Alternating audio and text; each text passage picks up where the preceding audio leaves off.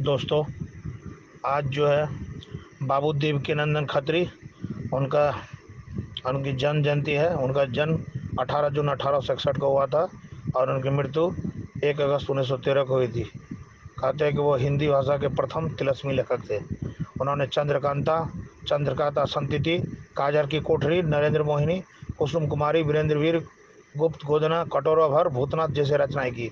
भूतनाथ को उनके पुत्र दुर्गा प्रसाद खत्री ने पूरा किया। हिंदी भाषा के प्रचार प्रसार में उनका उपन्यास चंद्रकांता का बहुत बड़ा योगदान रहा है। इस उपन्यास ने सबका मन मोह लिया। इस किताब में रसास्वादन के लिए कई गैर हिंदी भाषियों ने हिंदी सीखी। बाबू देवकीनंदन खत्री ने तिलिस्म, अय्यार, अय्यारी जैसे शब्द को हिंदी भाषियों के बीच में लोकप्रिय बनाया। जितने हिंदी पाठक उन्होंने बाबू देवकीनंदन खत्री ने उत्पन्न किए, उतने किसी भी और ग्रंथकार ने नहीं की। कहते हैं उनका जन्म 18 जून 1861 को बिहार के समस्तीपुर जिले के माली नगर में हुआ था। उनके पिता का नाम लाला ईश्वर दास था। उनके पूर्वज पंजाब के निवासी थे और मुगलों के राजकाल में ऊंचे पदों पर कार्य करते थे। महाराजा रंजीत सिंह के पुत्र शेर सिंह के शासनकाल में लाला ईश्वर दास काशी में आकर बस गए। देवकीनंदन खत्री जी की प्रारंभिक शिक्षा उर्दू फारसी में हुई थी। बाद में उन्होंने हिंदी और संस्कृत और अंग्रेजी का भी अध्ययन किया।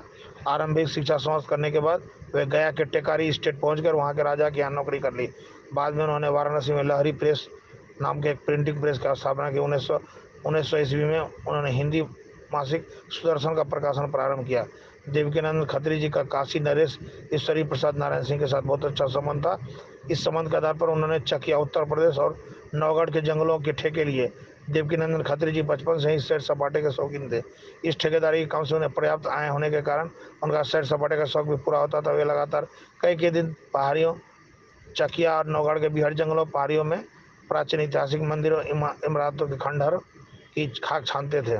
कहते कालांतर में जब उनसे जंगलों के ठेके छीन लिए गए, तब इन्हीं जंगलों, पहाड़ियों, प्राचीन ऐतिहासिक इमारतों के खंडहरों की पृष्ठभूमि में अपने तिलस्म तथा अय्यारी के कारनामों की कल्पनाओं को मिश्रित कर उन्होंने चंद्रकांता उपन्यास की रचना की। बाबू देवकीनंदन खत्री ने जब उपन्यास लिखना शुरू किया, उस जमाने में अधिकतर लोग उर्दू भाषा भाषी थे। ऐसी परिस्थिति में खत्री जी का मुख्य लक्ष्य था कि ऐसी रचना करना जिससे देवनागरी हिंदी का प्रचार प्रसार हो। यह उतना आसान कार्य नहीं था, परंतु उसने ऐसा कर दिखाया। चंद्रकांता उपन्यास इतना लोकप्रिय हुआ कि लोग हिंदी लिखना पढ़ना नहीं जानते थे। यहाँ उर्दू थे, उन्होंने केवल इस उपन्यास को पढ़ने के लिए हिंदी सीखी और इसी लोकप्रियता को ध्यान में रखते हुए इस कथा को आगे बढ़ाते हुए दूसरा उपन्यास चंद्रकांता संतति लिखा, जो चंद्रकांता की उपेक्षा कई गुना रोचक था। इस उपन्यास को पढ़ते वक्त लोग खाना पीना भी भूल जाते थे।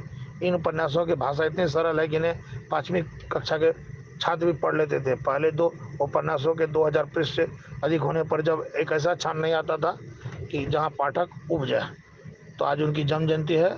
मैं ऐसे विभूति श्री बाबी देवकीनंदन खत्री जी को, मैं उनके जन्म जयंती पर उनको प्रणाम करता हूँ और कहता हूँ जहाँ पर रहें वो खुश रहें और उनको ईश्वर अपने श्री चरणों में उसी तरह से स्थान में रखें। तो हैप्पी बर्थडे बाबू देवकीनंदन खत्री जी। नमस्कार। চিকিৎসা, পরীক্ষা নিরীক্ষা ও সৌন্দর্যের একমাত্র ঠিকানা doctors diagnostic institute and Baharampur skin care. আমাদের ঠিকানা বহরমপুর রানীবাগান পবিত্র আবাসনের নিচে। যোগাযোগ নম্বর 9733570200 অথবা 9475392653।